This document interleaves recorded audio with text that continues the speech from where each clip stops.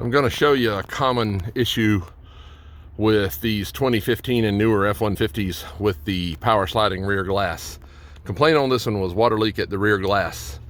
Well, I've got stains all around the headliner, but it turns out after doing some diagnosis, that was from a previous leak. They just never cleaned it. And it literally has a water leak from the rear glass, and I'll show you why. These little tracks right here, these plastic things that is what the window slides in, they come loose. Look at this. And look at this. Yeah, I'd say it has a leak. You can see the daylight by it.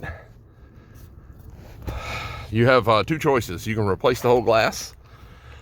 Some glass companies can take these and clean them and reseal them. Those results have been mixed from my perspective, but it can be done. But that's your two choices: replace the glass or try to have that re-glued back up there. But this is a common on the F-150s 2015 and newer.